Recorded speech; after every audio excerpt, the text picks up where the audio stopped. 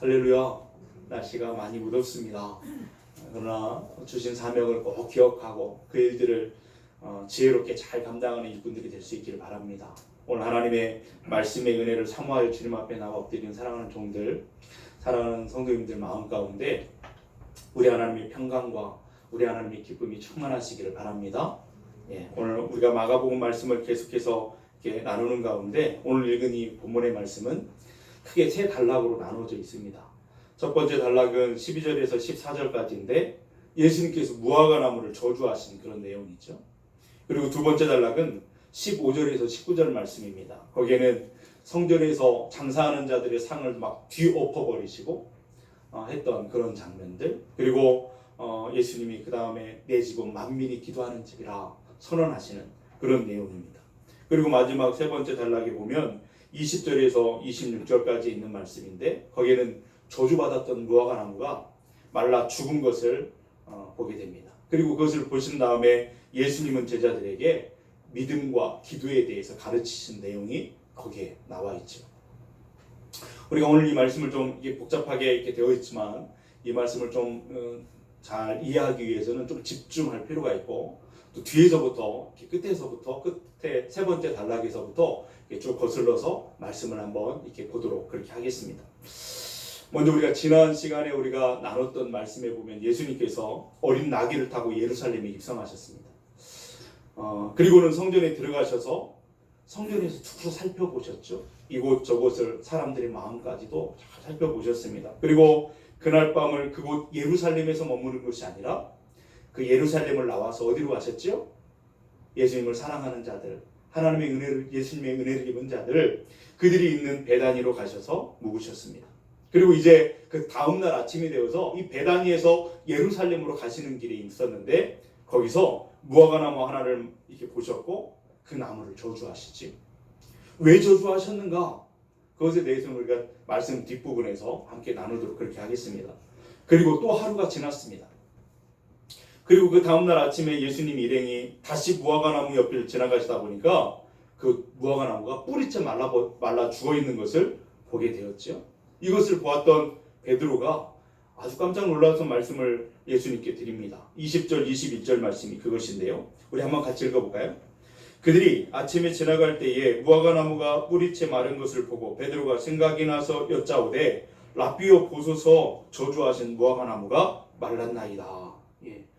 베드로가 예수님께 이렇게 그 말씀을 드리는 이유는 내심 상당히 그 일을 보고 나서 굉장히 놀랐던 것 같습니다. 이 지금 베드로가 그 상황을 보면서 굉장히 놀라워했던 것은 여러 가지 이유들이 있겠지만 먼저는 그런 이유가 있지 않겠습니까? 예수님이 저주하셨는데 그 결과가 이렇게 무섭게 나타나는 것을 보고 놀랐을 것입니다. 사실 예수님께서는 말라 죽어버려라 이렇게 말하지 않으셨거든요. 다시는 사람들이 내게서 열매를 먹을 수 없을 것이다 이렇게 말씀하셨잖아요. 그런데 아예 뿌리채 말라 죽은 것을 보고 예수님의 진노와 그 저주가 얼마나 무섭게 나타나는 것인가에 대해서 놀라웠을 것입니다. 두 번째 놀란 이유는 예수님의 말씀의 그 결과가 이렇게 빨리 나타나게 됐다라고 하는 것에 대해서 놀랐을 것입니다. 사실은 여러분 나무가 말라 죽으려면 적어도 좀 시간이 걸리지 않겠습니까? 제가 잡초에게 농약, 잡초 무슨 뭐라 그러죠? 무슨 농약이라고 그러죠? 제초제.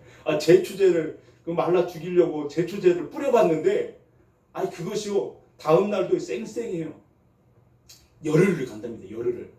한 9일, 10일쯤 돼야 노랗게 변해가면서 죽어가요. 그러니까 뭐 잡초도 그렇게 농약을 줘도 그러는데 나무가 입이 무성했던 무화과 나무가 죽는다는 건 하루아침에 될 일이 아니잖아요.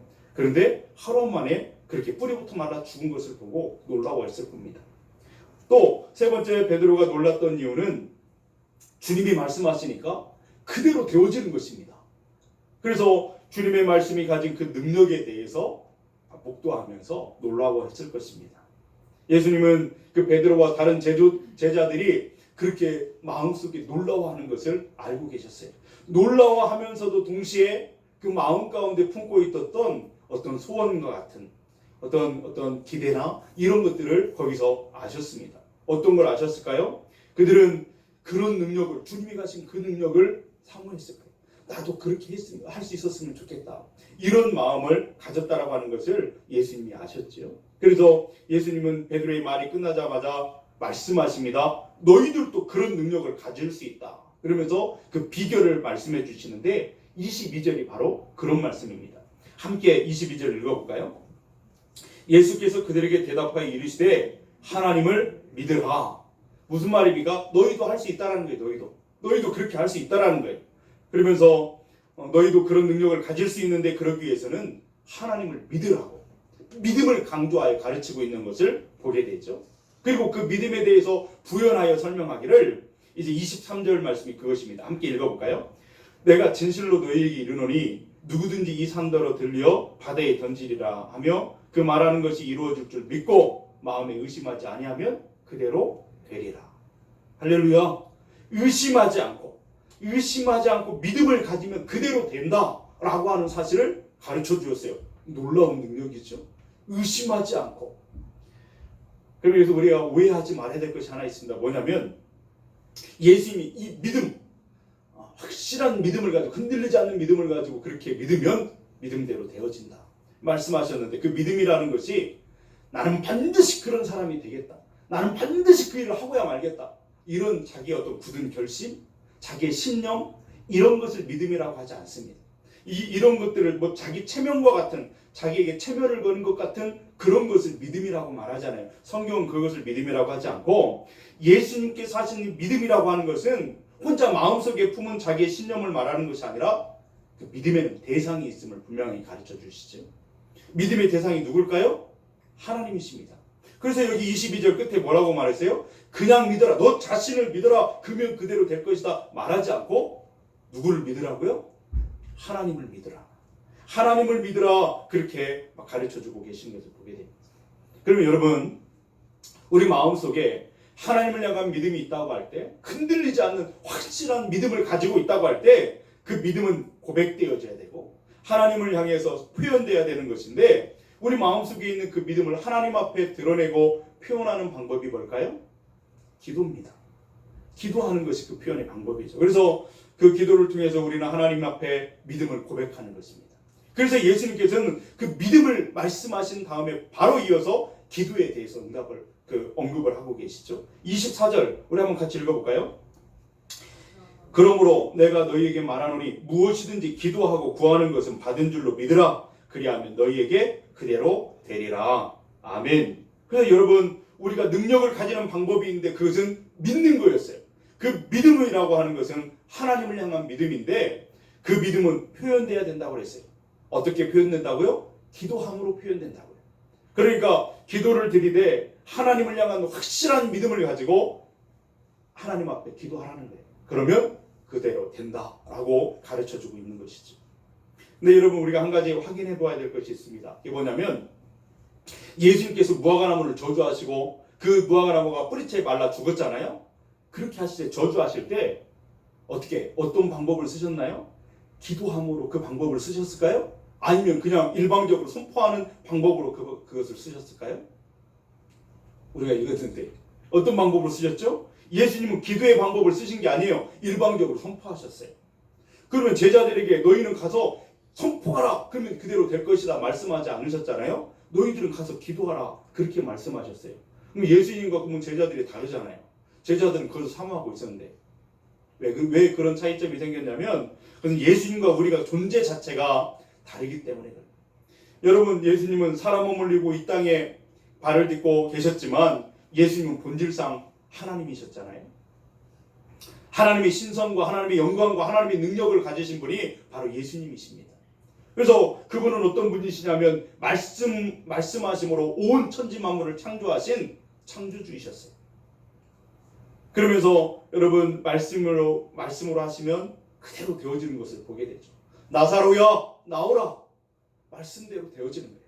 그래서 그분은 무화과나무를 향해서도 일방적으로 선언하실 수 있는 것입니다. 그러나 우리는 그런 입장에 서 있지 않잖아요. 우리는 그분의 말씀으로 지음받은 피조물에 불과한 존재인 것을 우리 다시 한번 깨닫습니다. 그래서 우리는 일방적으로 선포하는 사람이 아니라 전능하신 하나님 앞에 기도하는 사람인 것을 가르쳐 주시는 거예요. 우리는 하나님 앞에 기도해야 그 일이 이루어지는 것을 보게 돼요.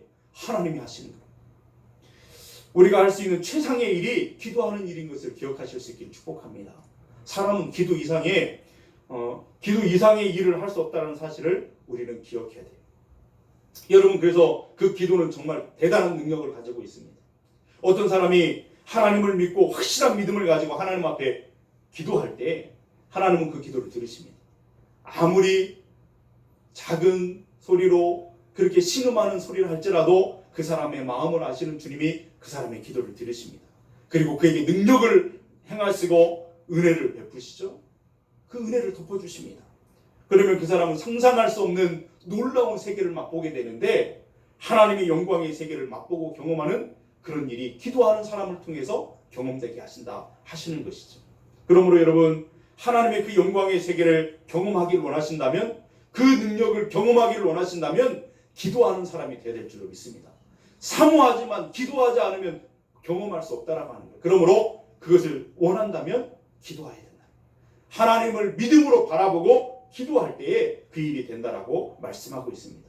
그래서 어떤 성도가 하나님을 믿는 믿음을 가지고 간절하게 기도하고 있다고 한다면, 여러분이 하나님을 향해서 간절한 마음으로 무엇인가를 기도하고 있다고 한다면 그 사람은 지금 몸은 이 땅에 있고 이 땅에 발을 딛고 있지만 그 사람의 영혼은 이미 하나님의 영광과 그 능력의 세계 속으로 들어가고 있는 줄로 믿습니다. 이것이 놀라운 것이죠. 기도하는 사람에게 베푸시는 하나님의 은혜이죠. 그렇게 기도는 우리를 영광으로, 그 하나님의 영광의 세계로 연결시켜주는 그런 통로가 된다라고 하는 것을 깨닫게 됩니다. 그럼 그 기도는 어디서 할 것인가? 물론 그 기도는 어디에서나 가능합니다. 그런데 성경은 처음에 그 기도를 하도록 하는 그곳이, 하나님을 만나는 그 장소가 정해져 있었다는 사실을 우리는 보게 되죠. 여러분, 구약에서 본다면 구약 성경 시대에 이스라엘 백성들을 출애굽시키셨어요. 모세를 통해서 출애굽시키시고 광야를 지날 때에 하나님은 모세를 통해서 내가 너희들과 만나는 장소를 만들어야 되겠다. 그리고 만들게 하신 것이 있었어요. 그게 뭘까요? 성막입니다.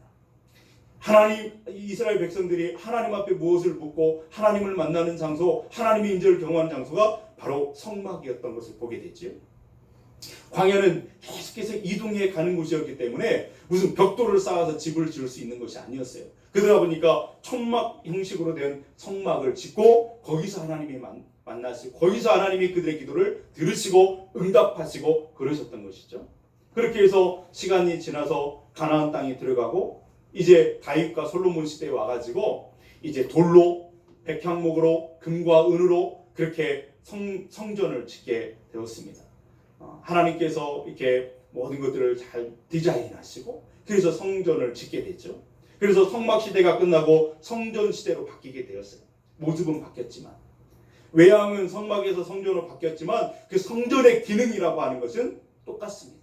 그래서 이스라엘 백성들이, 하나님의 백성들이 성전에 모여들어서 하나님 앞에 예배하고 경배하고 찬양하고 기도를 드림으로 거기서 하나님의 은혜를 받고 용서함을 받고 하나님을 만나고 기쁨과 감격으로 내가 하나님의 백성이라는 사실을 거기서 확인하고, 그러면서 하나님의 영광의 세계에 그 만나는 장소가 바로 성전이었음을 우리는 말씀을 통해서 알게 되지요.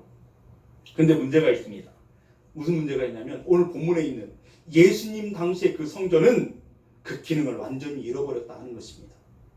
예수님께서 성전에 들어가셔서 지난주에 말씀드린 것처럼 두루 살펴보셨습니다. 두루 살펴보셨죠. 그리고 이 구석 저 구석을 이렇게 살펴보신 다음에 내려진 결론이 뭐였냐면, 예수님이 내린 결론은 뭐였죠? 이것은 성전이 아니라는 거예요.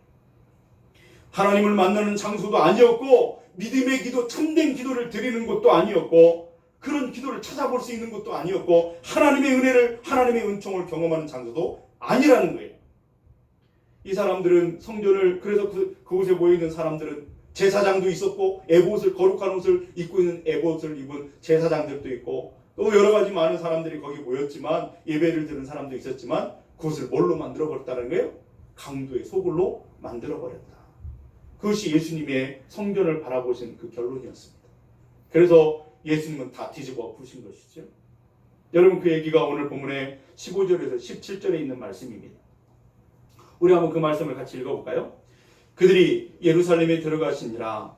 아니라 예수께서 성전에 들어가사 성전 안에서 매매하는 자들을 내쫓으시며 돈 바꾸는 자들과 상을 비둘기 파는 자들의 의자를 둘러엎으시고 아무나 물건을 가지고 성전 안으로 지나다님을 허락하지 아니하시고 이에 가르쳐 이르시되 기록된 바 내 집은 만민이 기도하는 집이라 칭함을 받으리라고 하지 아니하였느냐. 너희는 강도의 소굴로 만들었도다 하시매. 아멘. 이렇게 책망하시는 것을 보게 되죠. 그러니까 예수님 당시에 그 성전은 인간의 탐욕과 종교적인 위선이 가득한 곳이 되어버렸다라고 하는 것을 보게 됐죠. 먼 곳에서 많은 사람들이 순례자가 되어 이렇게 예루살렘에 하나님을 예배하기 위해서 모입니다. 그들을 돕는다는 명목으로 그곳에 제사장들이 많이 있었지만 순례자들을 돕는다는 명목으로 그들에게 재물을 팔았습니다. 먼 곳에서 재물을 끌고 올 수 없으니까 그곳에서 재물을 팔았어요. 그들이 허락하는 것만 흠이 없는 것으로 인정했습니다. 그래서 재물을 거기서 팔고 그 재물을 팔려면 이제 성전에서 통용되는 세겔이라고 하는 화폐가 필요한데 다른 나라에서 온 사람들이 그 화폐를 이제 거기서 환전해주는 그런 역할을 거기서 했습니다. 아니 겉으로 보면 많은 이게 흩어져 있었던 순례자들이 그들에게 하나님 앞에 제사할 수 있도록 도와주는 것처럼 보였습니다. 그러나 그 뒤에 그 배후에는 그 인간의 더러운 탐욕과 이권이 거기에 개입이 되어 있었고 그것을 주님이 보셨다라고 하는 것을 우리가 여기서 보게 되는 것이죠. 그래서 어떻게 되었을까요? 먼 데서 온 순례자들은 그곳에서 재물을 살 수 있었습니다. 돈도 환전할 수 있었습니다. 그래서 하나님 앞에 예배 제사를 드릴 수도 있었습니다. 그런데 문제는 뭐냐면 제사는 드리긴 드리는데 거기서 정작 하나님이 받기를 원하시는 정말 진실한 기도, 믿음의 기도, 그것은 거기서 드려지지 않았다는 거예요. 찾아볼 수 없었다는 것입니다. 그런 기도가 드려지지 않으니까 하나님의 응답을 경험할 수 없습니다. 하나님의 응답을 경험할 수 없으니까 하나님의 능력의 세계에 눈을 뜨지 못하고 그것을 경험하지 못하는 거예요. 예배는 있었지만 제사는 있었지만 형식적인 종교적인 행위만이 거기에서 행해질 뿐이었고 그냥 종교적인 행위를 하고 집으로 돌아가는 그런 일이 되고 말았다는 것입니다. 결코 살아계신 하나님의 은혜를 만나는 장소가 되지 못했다는 거예요.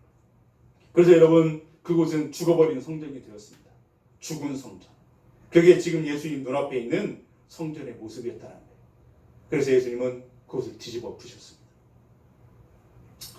여러분 그럼 우리 이 얘기를 우리 통해서 우리의 삶을 한번 돌아보았으면 좋겠습니다.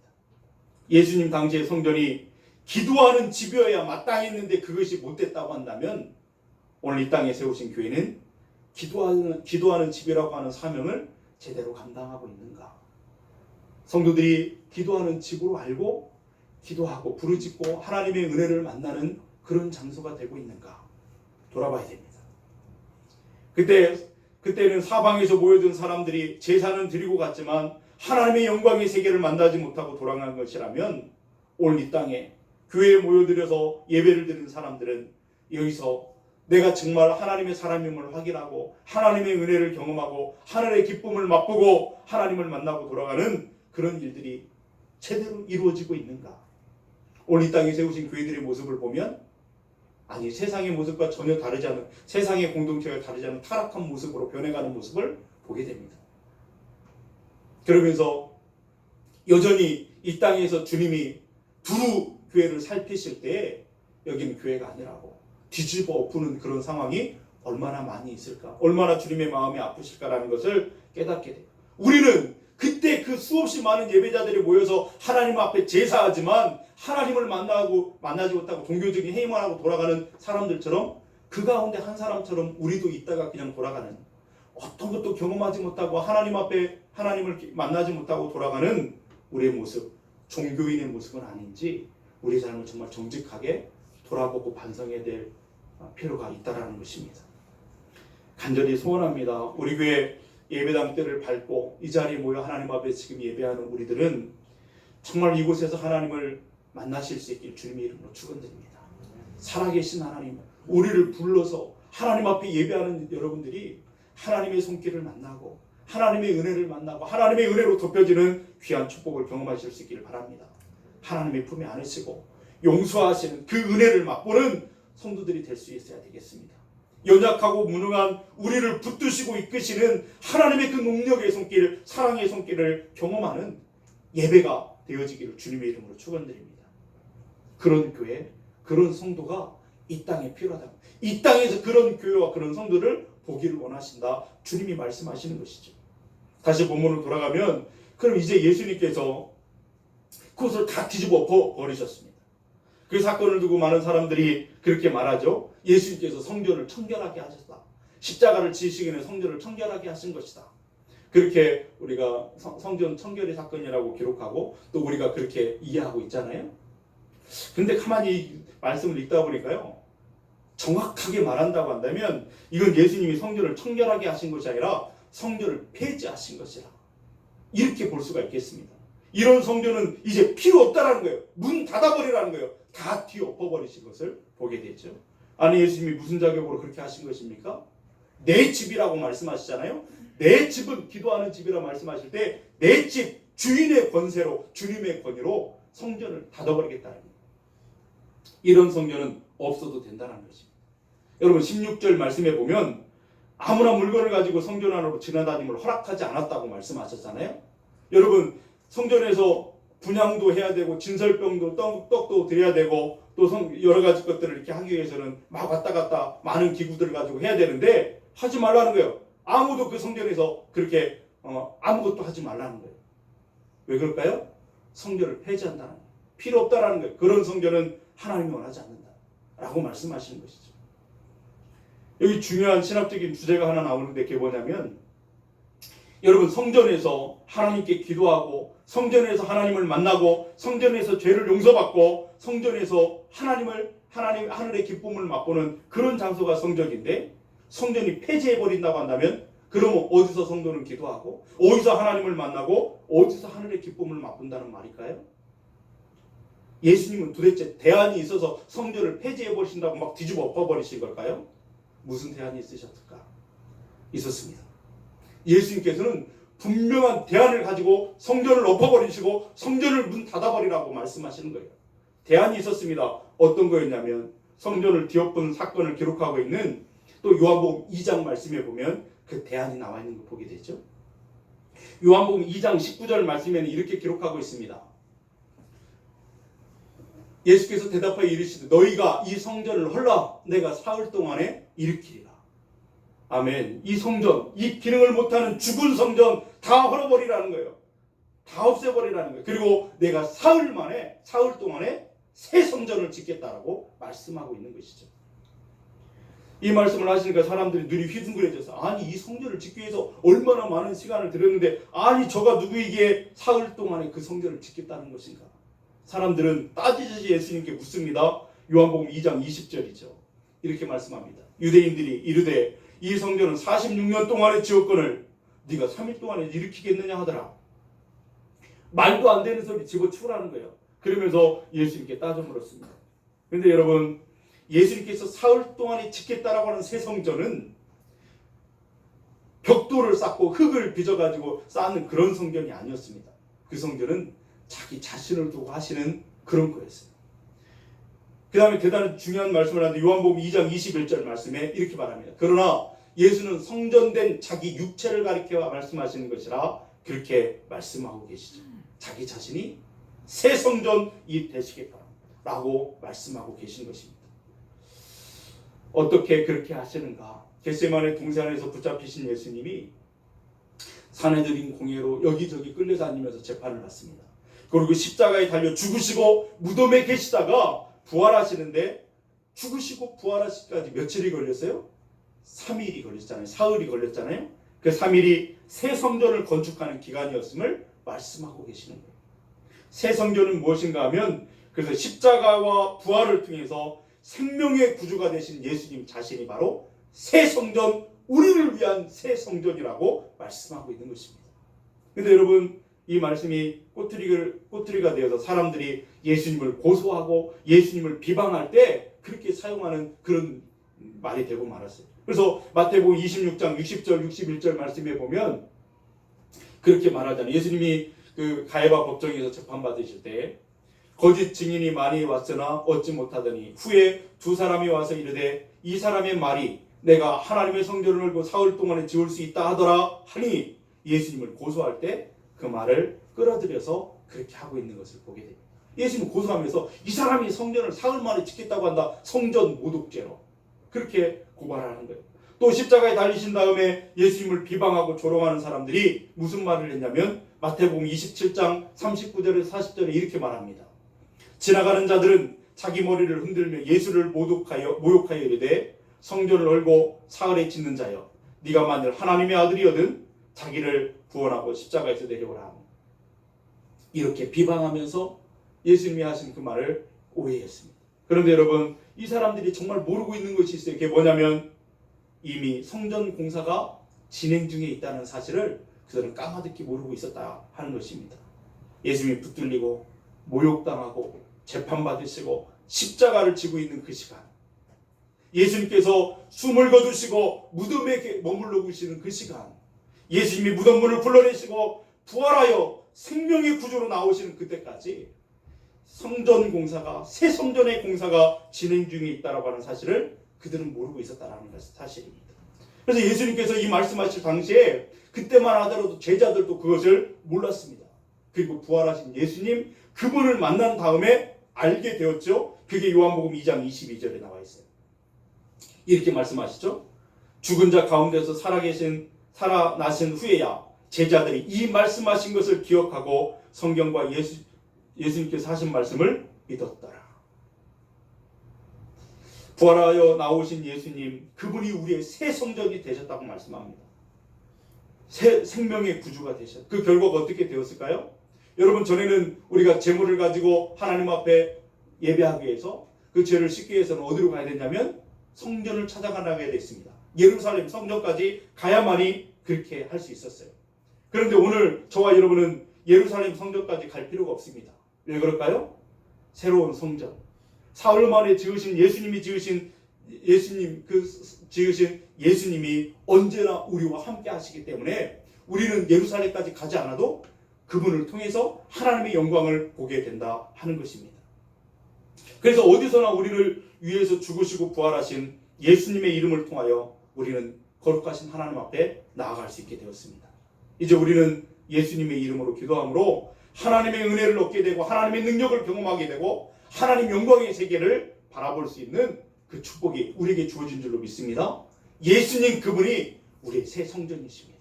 할렐루야. 예, 여러분. 그래서 그때 있었던 예루살렘 성전은 어떻게 되었을까요? 저번에도 말씀드린 것처럼 주 70년에 로마의 장군 티투스가 공격하더니 그것이 다 무너지고 돌 위에 돌 하나는 남기지 않고 파괴되고 깨어져 버린 것을 보게 되죠. 지금은 그러면서 그 이슬람 사원이 되어버린 것을 보게 되잖아요.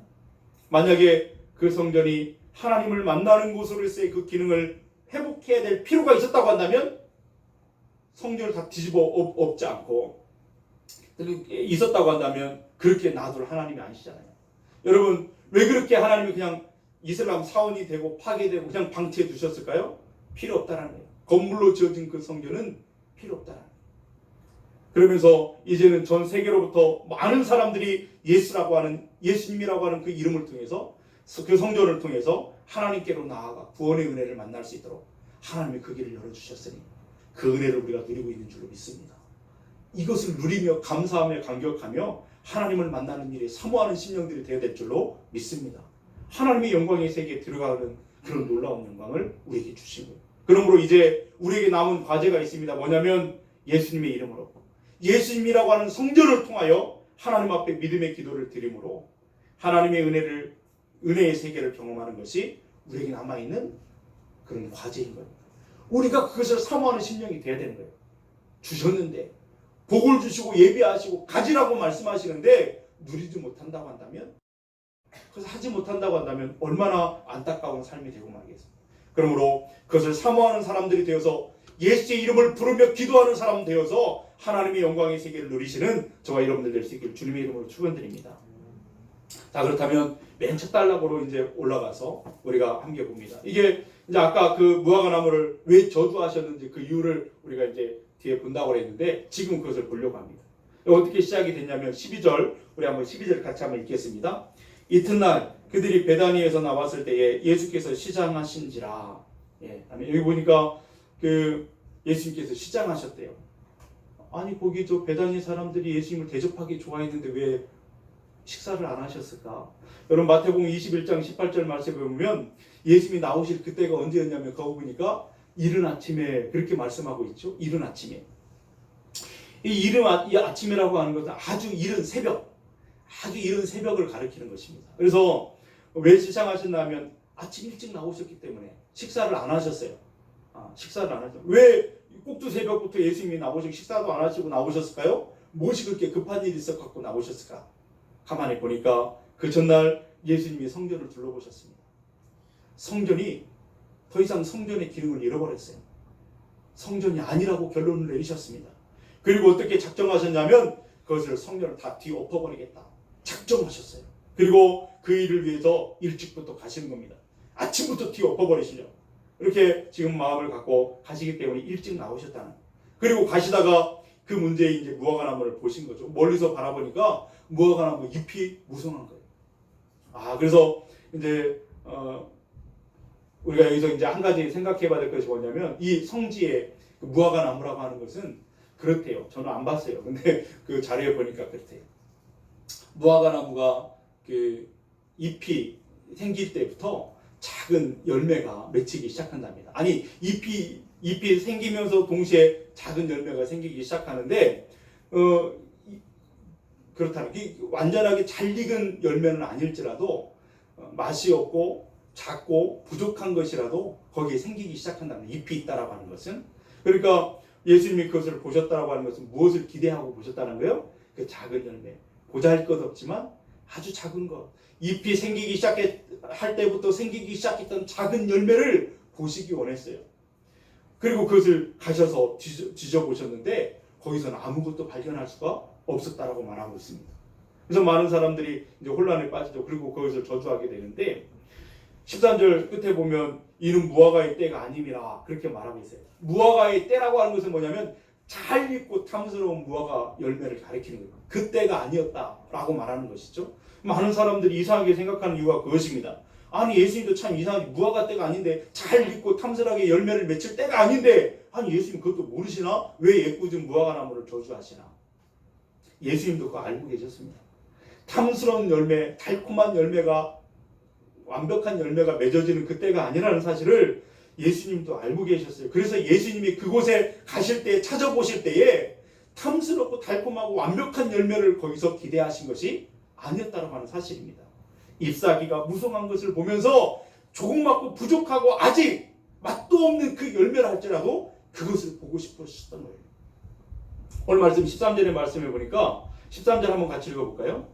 13절 멀리서 잎사귀 있는 한 무화과나무를 보시고 혹 그 나무에 무엇이 있을까요? 가셨더니 가서 보신즉 잎사귀 외에 아무것도 없더라. 이는 무화과의 때가 아님이라. 아멘. 보십시오. 이거 잘 익은 열매를 보러 가셨다는 얘기가 하나도 없잖아요. 맛있는 열매를 거기서 거두리라. 그런 표현이 없어요. 그냥 우리의 생각일 뿐이에요. 그럴 때가 아닌데 라고 생각하는 거예요. 예수님은 그런 열매를 찾으신 것이 아니라 뭐라도 작은 것이라도 거기서 보기를 원하셨다는 거예요. 너무나 중요한 메시지가 여기 담겨 있습니다. 여러분 이 무화과나무가 우리 자신이라고 생각을 해보십시오. 그럼 이제 예수님이 우리의 삶을 가만히 살펴보십니다. 무성한 잎이 있어요. 살펴보세요. 무엇을 기대하고 계실까요? 우리의 인생에 완벽한 삶을 기대하실까요? 너는 하나님의 사람이 되었으니 그리스도에서 완벽한 인격을 갖춘 사람이 되기를 기대하고 계실까요? 잘 익은 열매와 같이 아주 성령이 충만한 열매들이 가득한 그런 삶을 기대하고 계실까요? 아니요. 주님이 원하시는 것은 그런 것이 아닙니다. 우리 자체가 연약하고 부족하기 때문에 잘 익은 무화과 열매와 같은 그런 인생을 드릴래야 드릴 수 없는 존재라는 사실을 주님도 알고 계세요. 그럼 우리 예수님이 우리 인생에 원하시는 것은 무엇인가? 막 익기 시작한 아직 설렜고 맛도 없고 부족하고 연약할지라도 그것 작은 것이라도 우리 삶에 있기를 주님이 원하시는 거예요. 열매가 있는 삶을 기대하고 계시는 거예요. 그게 무엇인가 하면 내가 하나님의 뜻대로 살고 싶고 내가 하나님의 은혜를 알고 하나님의 사랑을 알고 그것에 감격하면서 내가 하나님을 사랑하며 살겠습니다. 하나님을 더 사랑하며 살기를 원합니다. 그 간절한 그 마음의 소원을 가지고 있는 그것을 보기를 원하셨다는 거예요. 예를 들면 우리가 전도를 하는데 한 번도 전도를 해본 적이 없어요. 그러나 소원하는 거예요. 하나님 전도하고 싶습니다. 그 생각, 그것이 작은 열매 같은, 보잘것없는 열매가 될지라도 주님은 그 생각을 기뻐하신다는 사실입니다. 바로 그거라도 주님이 보기를 원하신다는 거예요. 그렇다면 여러분, 사람이 그런 거룩한 소원을 가지게 된다면 그것을 어떻게 하나님 앞에 표현할까요? 아까 말씀드린 것처럼 그 마음의 소원을 생겼다고 한다면 그것을 기도로 표현하는 것입니다. 기도는 왜 하는 것이냐면 여러분, 내 마음에 소원이 생겼는데, 자그마한 소원이 생겼는데 그리스도인답게 살고 싶고 하나님의 말씀에 순종하고 싶은 그 간절한 마음, 그 작은 소원이 생겼다고 한다면 그것을 이루기에는 내가 부족하고 연약한 사실을 인정하고 하나님의 은혜를 구하고 하나님 나를 도와주시기를 원하여 엎드리는 것이 바로 기도인 줄로 믿습니다. 그 기도 자체가 아주 작게 열매를 열기 시작한 열매와 같은 것이다 말씀하는 거예요. 어떤 사람이 하나님 앞에 기도합니다. 하나님, 이제 제대로 믿고 싶습니다. 하나님, 나를 사랑하시는 그 사랑 앞에서 나도 주님을 사랑하며 이웃을 사랑하며 살기를 원합니다. 그리스도인답게 살기를 원합니다. 그리스도의 향기 내며 살기를 원합니다. 내 가정에서 내 남편으로서, 내 아내로서, 또 부모로서, 자녀로서 내가 하나님 제대로 살고 싶습니다. 제대로 서고 싶습니다. 제대로 된 신앙인이 되고 싶습니다. 그런데 저는 능력이 없습니다. 부족합니다. 하나님, 나를 불쌍히 여겨주십시오. 나를 도와주십시오. 눈물로 주님 앞에 믿음으로 나와 부르짖을 때 그 자체가 무화과나무에서 막 열리기 시작한 그런 열매와 같은 것이라 말씀하고 있는 것이죠. 주님은 그것을 보시고 기뻐하십니다. 그것을 보시고 들으십니다. 그리고 은혜를 베푸시죠. 능력을 행하십니다. 그로 하여금 하나님의 영광의 세계에 눈 뜰 수 있도록 하나님 역사하시는 줄로 믿습니다. 하나님을 만나는 것이죠. 내가 할 수 없는 일인데 하나님 나를 붙드시고 세우시고 사용하시는 것을 경험하게 될 줄로 믿습니다. 기도하는 사람만이 사명을 감당할 수 있고, 기도하는 사람만이 하나님의 그 은혜의 깊은 것을 깨달을 수 있는 거예요. 그러므로 저와 여러분들이 기도를 사모하시고 하나님을 믿는 그 믿음 안에서 주님 앞에 나아가기를 사모하는 저와 여러분들 될 수 있기를 주님의 이름으로 축원드립니다. 여러분, 주님이 그런 기도가, 그런 소원을 가진 이들의 성전 안에 있는가 둘러보셨는데 결론은 아무도 없다는 거예요. 아무도 찾아볼 수 없다는 거예요. 잎사귀만 가득한 성전의 모습을 보았어요. 마치 무화과 나무에 잎사귀가 가득한데 찾아봤더니 열매가 하나도 맺혀지지 않은 것처럼 그 당시에 성전을 찾아가 둘러보셨는데 아무도 없다는 거예요. 진실한 참된 기도를 하나님의 앞에 드리고 있는 그들을 찾아볼 수 없다는 거예요. 그래서 성전은 말라버린 무화과 나무가 된 거죠. 성전은 폐지될 수밖에 없는 그런 형편에 놓이게 된 것을 보게 되죠. 여러분, 우리가 거룩한 소원을 품고 예수님 닮기를 원하는 그 거룩한 소원을 품고 하나님 앞에 기도하시는 성도님들이 될 수 있기를 바랍니다. 성숙한 그리스도인이 되려고 하는 간절한 마음을 가지고 주님 앞에 나아갈 때 그 기도는 하나님이 기뻐하시는 기도요, 하나님이 역사하는 기도가 될 줄로 믿습니다. 하나님, 나 잘되게 해주세요. 돈 많이 벌고 이 땅에서 떵떵거리며 다른 사람 위해 군림하여 살기를 원합니다. 이거 아니라, 내 뜻을 구하는 것이 아니라 하나님의 뜻을 구하며 하나님이 기뻐하시고 원하신 것이 무엇입니까? 제대로 서고 싶습니다. 제대로 믿음으로 서고 싶습니다. 제대로 사명을 감당하고 싶습니다. 나의 연약함을 도와달라고 기도하실 때에 하나님은 그 기도에 놀라운 역사로 응답하실 줄로 믿습니다. 여러분, 그러므로 하나님의 영광의 세계를 보려고 한다면 그 열망을 가지고 주님 앞에 기도하는 사람들이 되어야 된다는 거예요. 그 기도가 끊어지지 않는 기도자들이 될 수 있기를 주님의 이름으로 축원드립니다. 말씀을 정리하고 마치겠습니다. 여러분, 우리는 기도할 수 있는 놀라운 은혜를 하나님이 우리에게 베푸셨어요. 누구라도 예수의 이름을 부르고 새 성전이 되신 예수님을 통하여 예수의 이름을 부르고 하나님께로 나아가는 자격을 주셨습니다. 놀라운 특권입니다. 그것을 누리는 사람들이 되길 바랍니다. 무엇이 그리 바빠서 예수의 이름을 부르지 못하고 예수의 이름 앞에 하나님 앞에 무릎 꿇지 못하는 이유가 무엇입니까? 주시겠다는데요. 놀라운 하나님의 능력을 보여주시겠다는데요. 하나님의 영광의 세계를 보게 하시겠다는데요. 하나님이 사랑하시겠다는데요. 기도하는 자에게 그 은혜가 주어진다면 오늘 저와 여러분들이 그런 기도하는 사람이 되어 하나님의 능력을 경험하고 놀라운 하나님과 동행을 경험하여 간증하는 사람들이 되기를 바라고, 우리 교회가 그런 교회가 되기를 원하는 그런 교회가 되기를 주님의 이름으로 축원드립니다. 살아있는 교회. 그때에는 죽었던 교회를 통해서 주님의 마음이 아팠다면 오늘 이 시대 우리 건강교회를 통해서 우리 성도님을 통해서 살아있는 교회, 살아있는 성도, 그리스도인들의 모습을 통해서 하나님이 기쁨을 누리실 수 있기를 간절히 소원합니다. 같이 기도하시겠습니다.